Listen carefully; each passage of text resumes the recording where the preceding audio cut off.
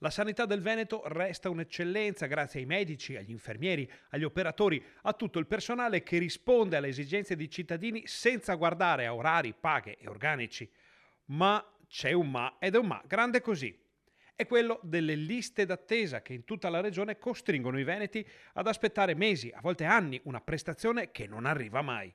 La bacchettata giunge a chi organizza la sanità in Veneto proprio dagli alleati di governo. Delle criticità ci sono rispetto a grandi eccellenze, quando sono la grande interventistica, l'emergenza urgenza, insomma, quando c'è la fase acuta il Veneto risponde benissimo, sulle liste d'attesa battiamo in testa. La gente aspetta, telefona e spera, però quando non ci sono date, quando non ci sono risposte alle domande dei cittadini, l'unica soluzione è andare privatamente, per chi può permetterselo. Un dato, la Regione Veneto, la sanità regionale pubblica veneta cuba 12 miliardi.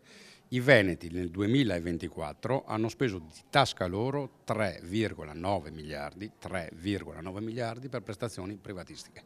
Quindi è chiaro che c'è anche chi lo sceglie perché ha la possibilità, ma molti sono quelli che non trovando in tempo utile la prestazione nel pubblico se la pagano.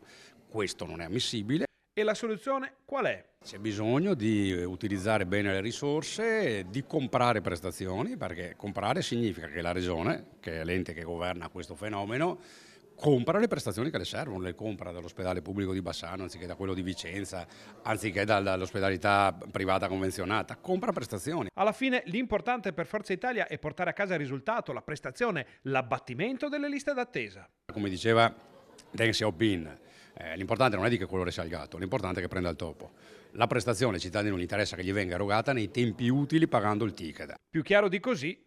Un esempio che potrebbe chiudere benissimo questa intervista, ma sentite che giudizio da Forza Italia della sanità in Veneto. Chiudiamo il cerchio. Gli ultimi 5 anni di sanità nel Veneto, come li definisce in poche parole?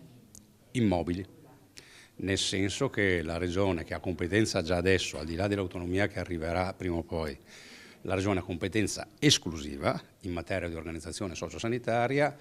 In materia di organizzazione sociosanitaria la Regione Veneto negli ultimi 5 anni non ha riorganizzato, non ha programmato, non ha fatto grandi realizzazioni e quindi siamo rimasti fermi.